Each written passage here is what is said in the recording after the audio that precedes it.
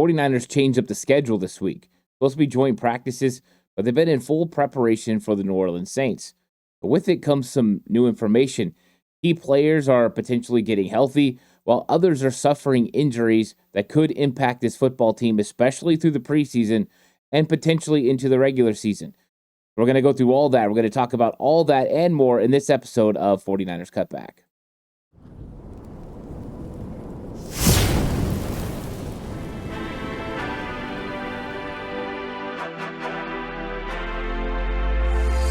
From the alley-oops at Kezar to the glory days at the stick.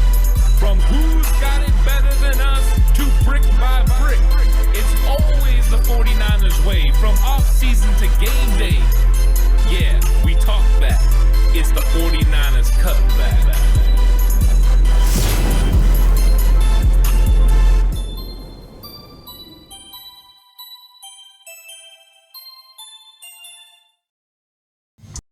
It's 49ers Cutback podcast time. Welcome to the show, everyone.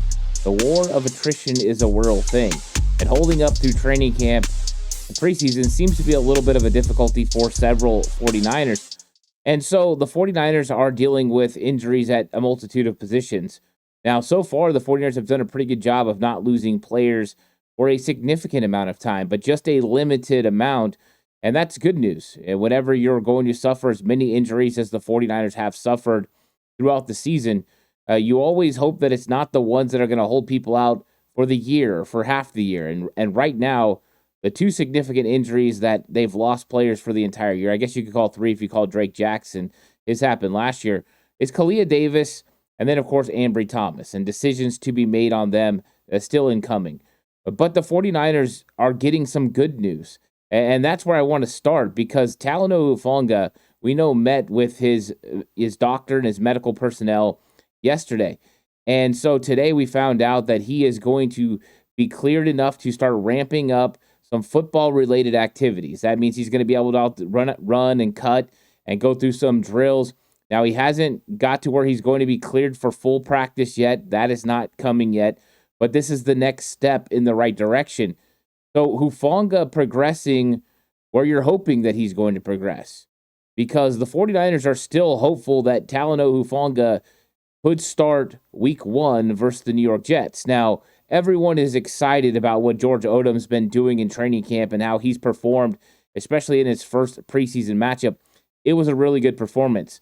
But getting Hufanga back would be huge. Hufanga and Jair Brown as a combination would be gigantic for the 49ers. Jair Brown looked so good in the preseason game, and he has continued to build off his rookie season.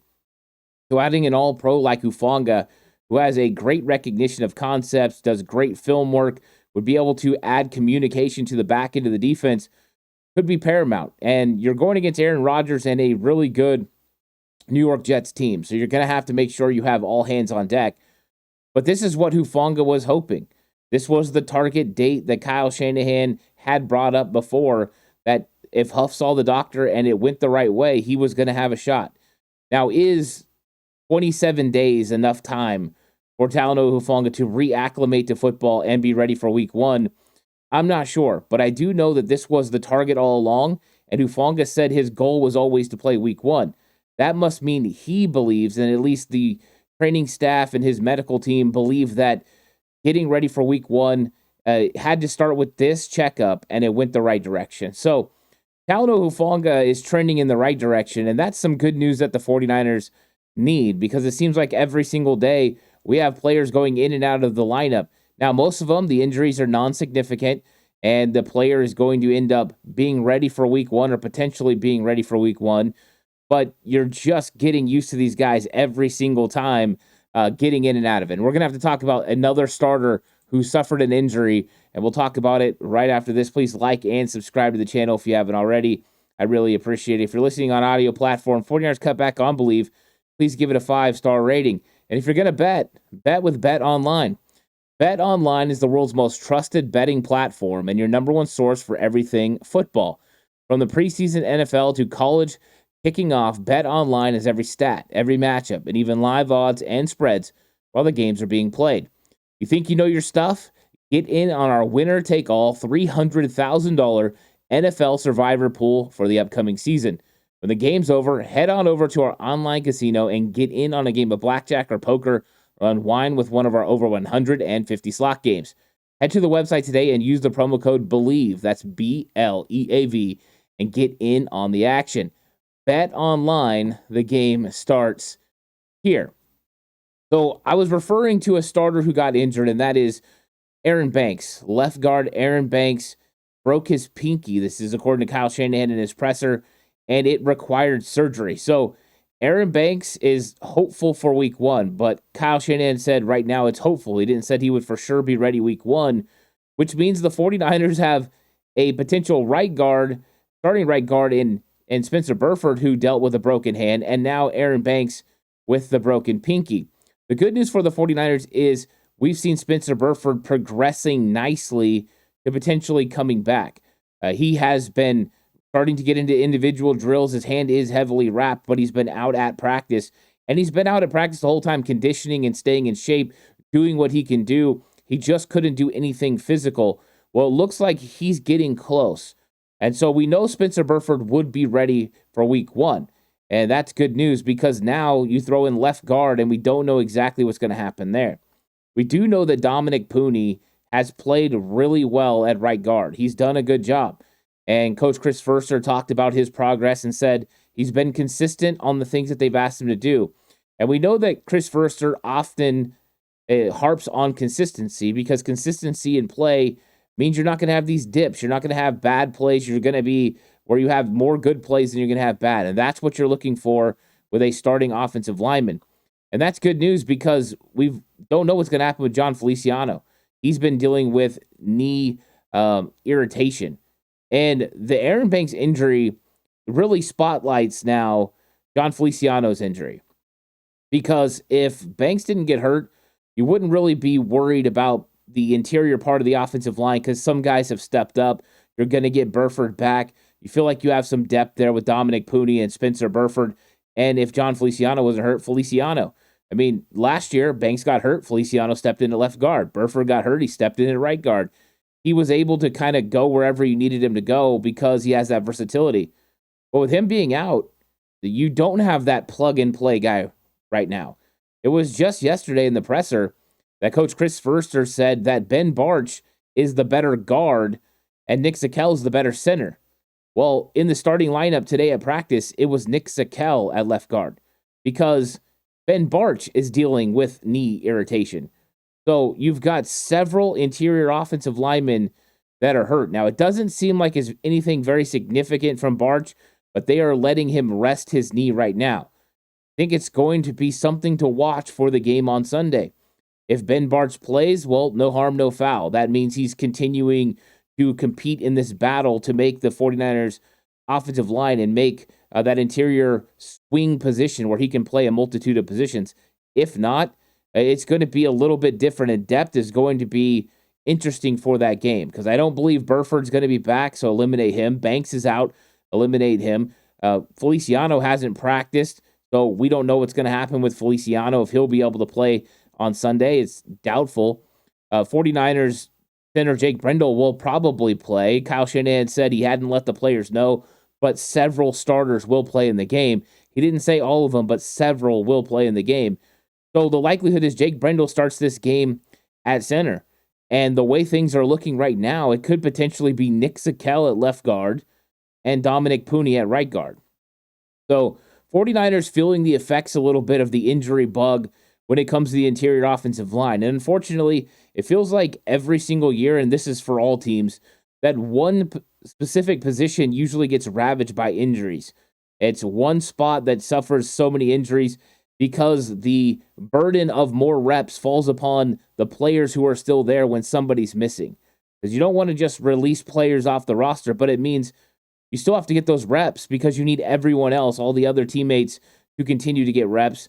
So it puts a bigger burden on those other players. So right now, it's going to be a bigger burden on a guy like Nick Zakelj or Jared Kingston. And Kingston needs reps, but I'm just saying these guys are playing with the first team. Then Nick Zakel's going to center and playing with the second team as a center. And so you get Dominic Pooney playing with the first and second team as a guard. You just got to continue to get guys that can rotate through. So 49ers dealing with it a little bit when it comes to interior offensive line and some of the injuries. I would like to put a positive spin on this. I do believe that Spencer Burford's going to be back in the next couple weeks. I think Aaron Banks will be ready for week 1. And John Feliciano, hopefully this thing will get figured out, and then the 49ers will be full go. Luckily for them, there's no season-ending injuries. There's no injuries like Clea Davis that are going to keep you out half the year. So the 49ers are still going to have some tough decisions to make with the interior offensive line, but Aaron Banks added to the complications of preseason. I think he would have played a couple series, which would have helped the other guys not have to play as much, but now they're going to have to step in there. So if Barch is still hurt, we might actually see Nick Zakelj a ton at guard and then a ton at center. So we're going to get a real clear picture of exactly who Nick Zakelj is real fast, which is good news. That's what you want to see. You want to see him be able to get things done. Now, when we're talking about offense and we're talking about wide receiver, people have been wondering what's up with Ricky Pearsall. And if you listen to the channel, you know over the last couple days on the Red and Bold show with Mark, and then yesterday with John Chapman, and we're doing the show with Chapman every Thursday at 10 a.m. So it's Red and Bold on Wednesdays at 2 p.m. with Mark Adams, and then we're doing the show with John Chapman on Thursdays at 10 a.m. Pacific time.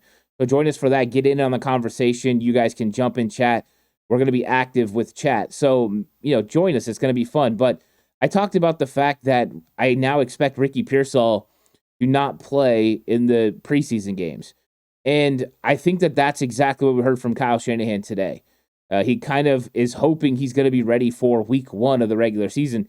When it was, brought up to him, he kind of said, well, I sure hope so. It appears to me that from what Kyle Shanahan said, and I'll give you guys a glimpse of what he said, was that it's more so they're not wanting Ricky Pearsall to take any contact that could cause the shoulder to re-injure. So he's out there, he's running, he's getting some work in. He's staying, running routes and staying athletic and staying within the offense, but he can't take any contact. So he's not really practicing per se. So Ricky Pearsall, there's a hope he's going to be ready for week 1. So I don't know. Maybe he comes back to practice next week, but I think the likelihood is even if he comes to practice next week, he doesn't play against the Raiders. So we're probably not going to see Ricky Pearsall until the lights are the brightest, Monday Night Football versus the Jets, and we'll see him work in. And a lot of people are going to have questions. How can Ricky Pearsall step in? Well, they're going to have to feel comfortable that he is within this offense. He has a good chemistry with Brock Purdy. Maybe they can get some extra work in.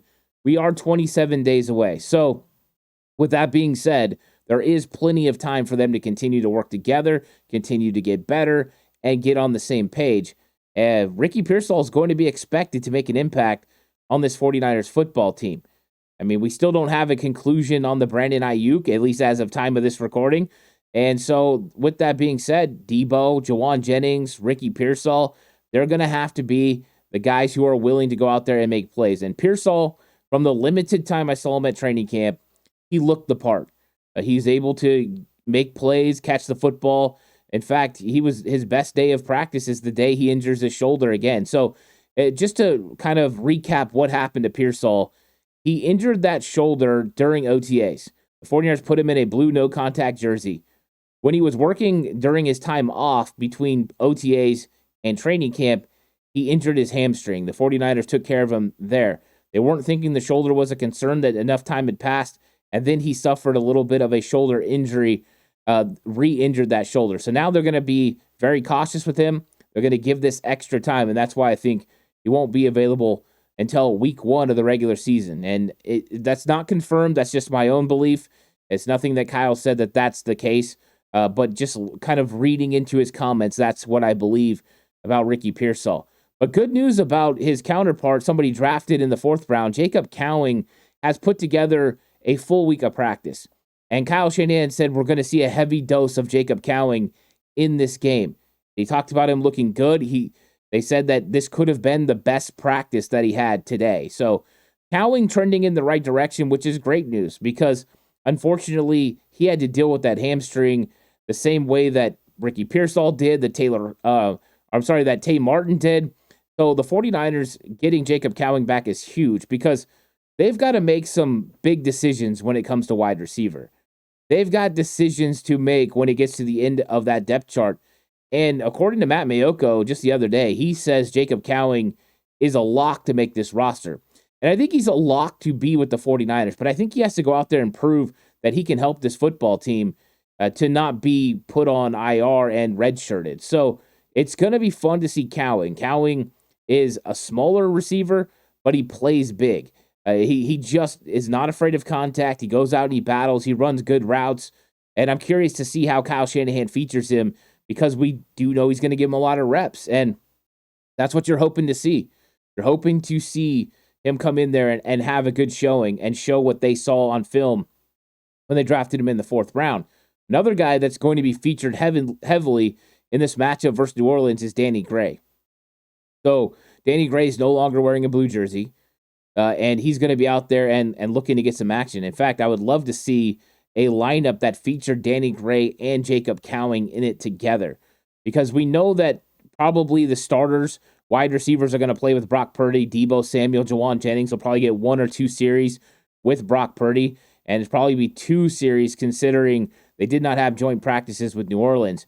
So after that, you're going to get into a rotation. You've got Chris Conley, you've got Trent Taylor, Tate Martin, Danny Gray, Jacob Cowing. These guys have to get reps, and we have to see what they look like because they're all in a battle. And I forgot to mention Ronnie Bell. All those guys are in a battle to see who's going to potentially get 1 or 2 spots. They need to get work, and they're going to get work in this game. It's going to be a lot of fun to see the speed on the field again. And let's see if Danny Gray can do what we saw in training camp over the last 2 years. When he's been healthy in training camp over the last 2 seasons, he's looked good. The problem is he hasn't played. And last year, getting hurt in the first preseason matchup that he played in on the opening kickoff did not allow anyone to see what we were seeing in training camp. So hopefully we get to see something from Danny Gray, from Jacob Cowing, and these young guys, and we get a clear look because we know Chris Conley's solid. We know what Trent Taylor is as a slot receiver and then the punt returner. But right now there's question marks about Jacob Cowing and Danny Gray because we just haven't seen them play. And so I'm excited to see the 2 speedsters. And there is a distinct difference. I know both guys ran a 4.3. Danny Gray ran a 4.32, and then you got Jacob Cowing who ran a 4.38. Danny Gray is a lot faster than Jacob Cowing. It's crazy how much difference, and yet Cowing is really, really fast. So those are some interesting things that have been coming out of camp is about the wide receiver position and just some of the guys that are performing pretty well. And they had a really tough practice yesterday, a lot of work, and Brock Purdy just showed up and showed out, and that's good news. Now, a couple guys who have been working back in, Braden Willis worked back in.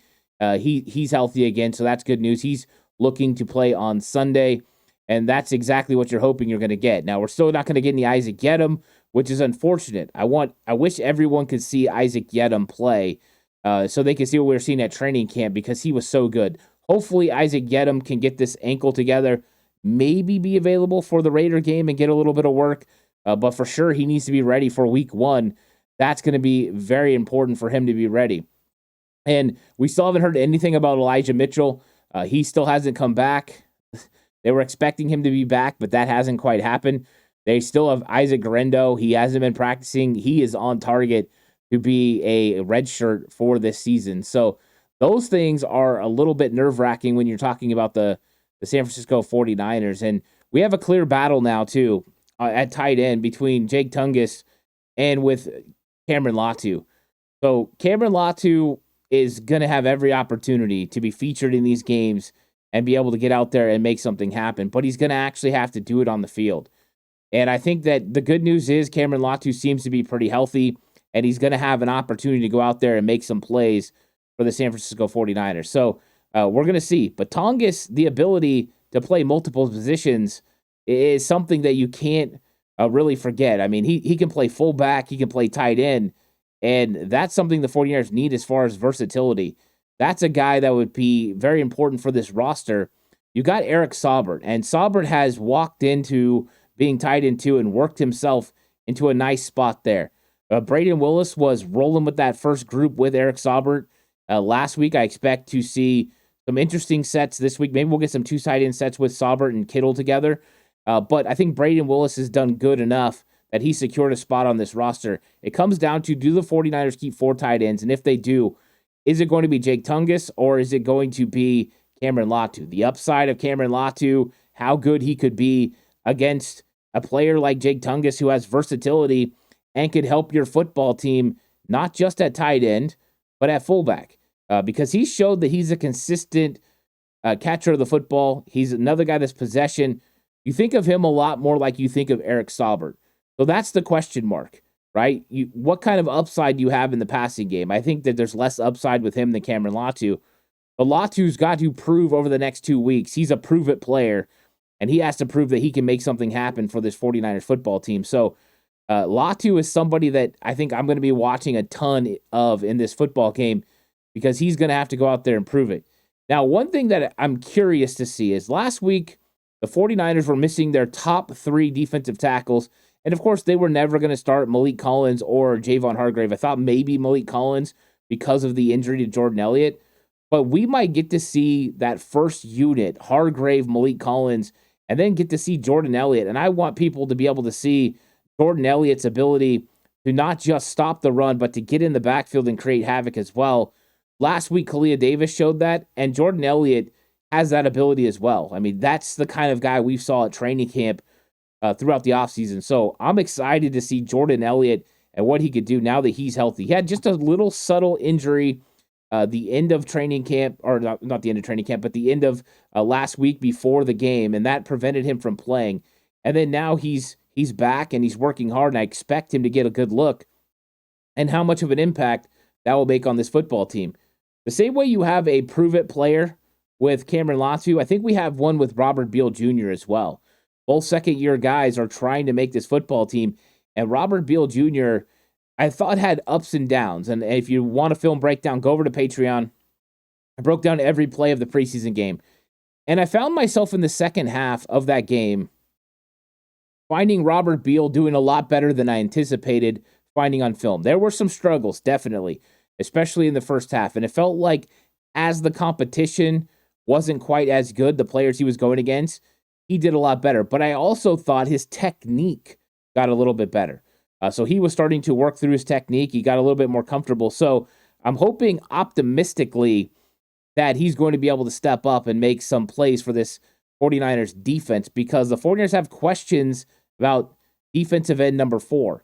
And defensive end number 4 normally doesn't matter to a lot of teams, but the 49ers run a full rotation, which means he will be out there as Nick Bosa and Leonard Floyd are getting breaks. Robert Beal Jr. and Yetur Gross-Matos will be playing those snaps. So they need him to step up and make plays. So it's going to be interesting to watch him in this game. I think he's somebody that could make an impact on this football team, and we need to see him make an impact on this football team. So these guys are a little bit different. So if you were worried about pass rush when it came to interior defensive line, wait until you get to see these guys work together. Those 3 at top, Malik Collins, Javon Hargrave, Jordan Elliott, they're going to show you something when they're out there. And I don't know if we'll see Bosa. I don't know if we'll see that. Maybe we'll see Leonard Floyd. That would be a lot of fun as well. And then we get to watch the kick return. And we get to see what happens with the 49ers kick return, who's going to be in there and who's going to be taking kick return duties. I think we will see more than just Trent Taylor. I think we will see Danny Gray. I think we will see Jacob Cowing. And we'll see Cody Schrader again. These guys are going to get opportunities because it's their chance to make the football team. So it's going to be interesting. I think the good news is we got some good news about Talanoa Hufanga. We got some at least clarity on Ricky Pearsall. We have good news on Jacob Cowing and Danny Gray. But we have some guys trending in the right direction, but we have question marks about the interior offensive line. It's all going to have to play out in this matchup. I thank you guys all for joining me for this episode.